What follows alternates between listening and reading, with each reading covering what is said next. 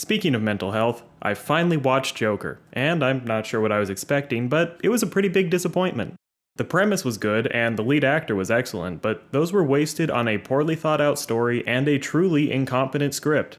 I get what the writers were going for, and plenty of fans have connected with Arthur as a symbol of social unease, but even though the film has all the necessary parts to tell the story of a beleaguered everyman getting beat down by the system, they are never united into a coherent whole, and the hero's problems have very little to do with the targets of his anger. It's true that Arthur and his mother don't have much money, but they seem to be fine. Gotham is basically a mashup of New York and Chicago, notoriously expensive places to live. And even if their apartment is nothing to brag about, the Flecks are keeping themselves fed and housed off a single income. The mother acts like they're in dire straits, but we never see them give up basic necessities, and in the context of their situation, things are actually going pretty well. Arthur's job might be bullshit, but it's also a choice. His driving motivation is a desire to make other people laugh, and it's obvious that this is why he became a clown. Sure, he wants to be a comedian, but everyone wants to be a comedian. It's one of the most competitive jobs in the world, and he has no talent or experience. The fact that he has accepted a demeaning position in exchange for being able to work in the industry just makes him a typical artist. And even this is probably out of step with his actual skills. His boss is kind of a dick, but some coworkers are nice, and it's not like he spends all that much time in the office anyway. Which incidentally is one of the weirdest parts of this movie. Do cities normally have a clown headquarters which coordinate their activities throughout the area? And if so, why aren't we bombing them? When he's fired, it's for a mistake so huge that the company had no real choice, bringing a gun into a children's hospital. You could say Arthur never should have had a weapon, and the system agrees with you. Giving a gun to someone forbidden from owning one is extremely illegal, and Randall is shown dodging the authorities by the end of the movie. Or maybe widespread access to firearms is inherently bad, but how does that work with the idea of a populist uprising? The gun was allegedly for self-defense, and Arthur is a victim of violence at multiple points in the movie. But, again, it's hard to pin those on society at large. The opening scene is him getting beaten by a group of teenage boys, the one demographic that causes problems in literally every time and place. Also, is the implication here that Arthur should have responded to having his sign stolen by chasing down those kids with a pistol? Because this seems like an extremely bad time to have a protagonist do that. Later, a group of yuppies who work for Wayne Enterprises attack Arthur after he tells them to stop harassing a random woman. This is an actual example of Arthur being mistreated by his social superiors, but is this really the problem with rich people? That they beat people up on the subway while singing musical numbers? The fact that these guys have money is irrelevant, they're just violent assholes. And maybe they felt emboldened by their position, but how do you reconcile that with the teenagers who almost certainly were not? This moment is framed as the true beginning of Arthur's transformation into the Joker, where the world finally goes too far and our downtrodden anti-hero gets angry enough to strike back, killing 2 attackers out of desperation, then going dark when he shoots the third in the back. This doesn't work for a few reasons. One, this is just random macho bullshit which has nothing to do with the social organization of Gotham at large. And even more than that, Arthur fucking won! There is no reason for him to feel sad and dejected after this. Some guys fucked around, he killed them, and if he had played it cool, he probably would have gotten away with it. Yeah, killing people can be emotionally draining, but he obviously doesn't care, and if anything, this should be giving him confidence in his ability to take care of his own problems. This also constitutes the pinnacle of the movie's villains making sense as the legitimate targets of Arthur's rage. Immediately after this, Thomas Wayne goes on TV to make a statement about his slain employees, whom he did not know personally, and after offering the standard condolences, he makes a jarring, tone-deaf comment about how the killer wearing makeup was appropriate, because those who take out their resentments on the successful people are clowns, even though he has literally no information about the crime's motivation.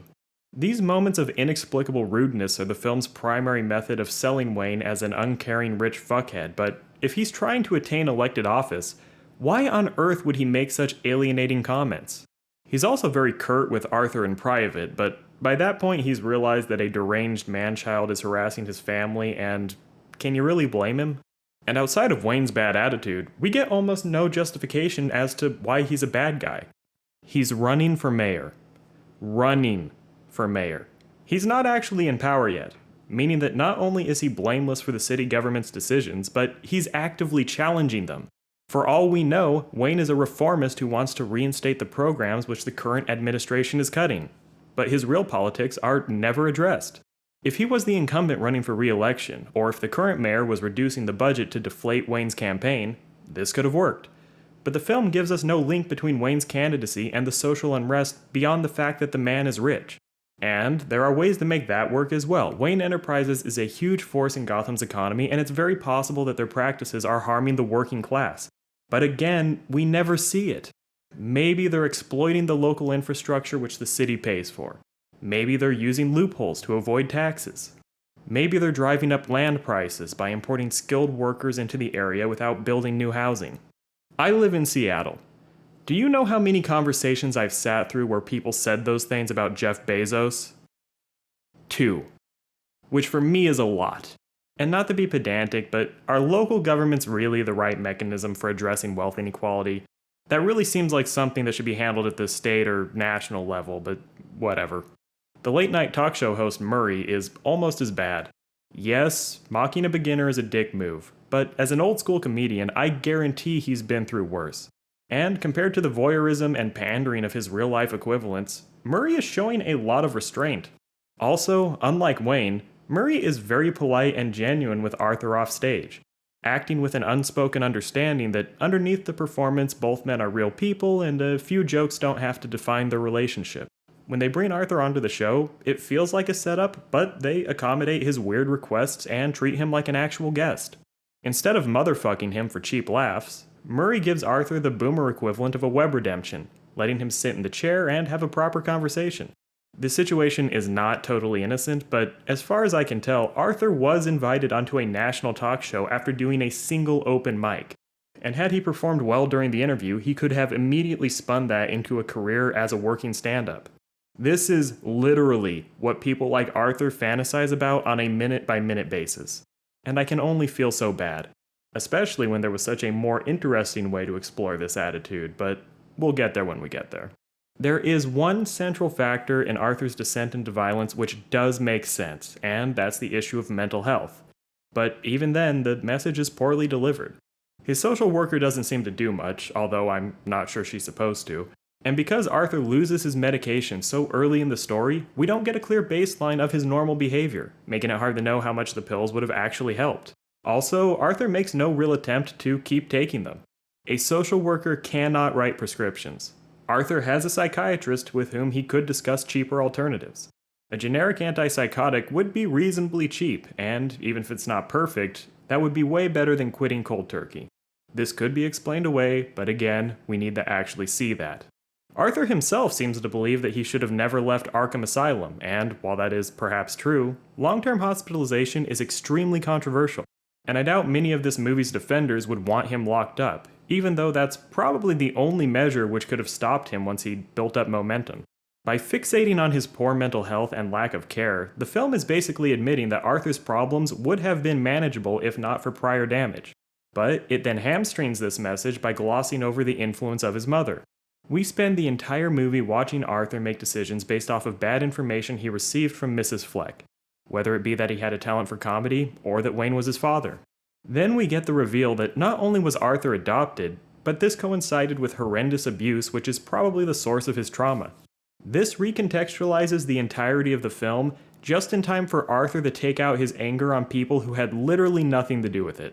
The fact that a severely unstable woman was allowed to adopt a child was a major oversight by the agencies which managed that process, as was the fact that Arthur didn't receive more intense care after the authorities intervened. But the fact that CPS fucked up in the 1980s isn't really a mark against the current iteration of Gotham's social elite. Arthur is not a downtrodden everyman getting bullied by an unfair system. He's an extremely special case that the authorities failed to identify and get under control. A distinction which has major consequences for this type of story. Fleshing out the main character's childhood would have made for an interesting character study, and the themes of social division could have worked if the antagonists were shown to be responsible for Arthur's decline, but the movie did neither, with disastrous results.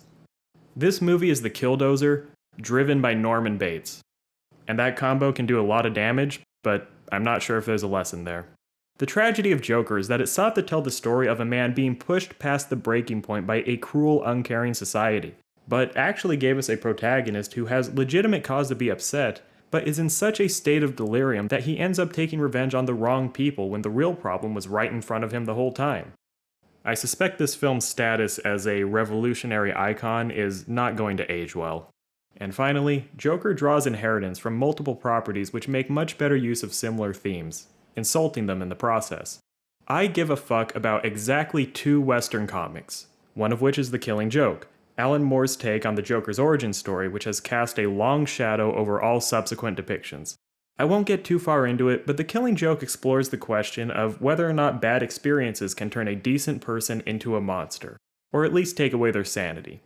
And by depicting Arthur as a victim, this film is calling back to a foundational work which actually invalidates this interpretation of the character. By the end of his comic, Moore has left a lot of room for interpretation, but the idea that suffering leads directly to destructive behavior has been pretty well trashed. And in comparison to that version of the Joker, Arthur's vendetta against Murray looks outright childish. This one is debatable, but the subway assault is probably a reference to A Clockwork Orange, which infamously had the leader of a gang sing musical numbers while assaulting a woman.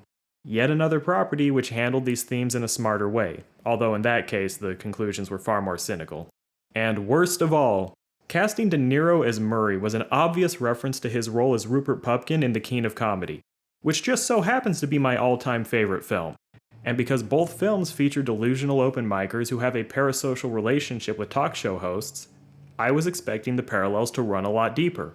But De Niro exists primarily as a vehicle for facilitating memes. And if anyone dared to compare Murray with Jerry Langford, I would approach them with violent intent. When De Niro began his trend of pumping out low-effort family films, The King of Comedy got held up as an example of how funny that man could be when he was on top of his game. Which makes it really frustrating to see that movie's legacy used for such a cheap marketing ploy, with De Niro obviously filming his scenes in 1 or 2 afternoons before fucking off with his giant novelty check. Again, much of this movie's symbolism is unintentional. I actually watched Joker because I wanted to do a comparison video which might convince some younger viewers to check out my favorite movie, but the link was so shallow that I just couldn't make it work. Although on the bright side, that does give me an excuse to just make a proper video. Eventually. After I stop being such a non-productive douchebag. So in conclusion, the writers fucked up something which did have the potential to be a great movie. Although it did succeed in one important way. Joker actually thought it had a rivalry with Parasite. And that might be the funniest joke I've ever fucking heard.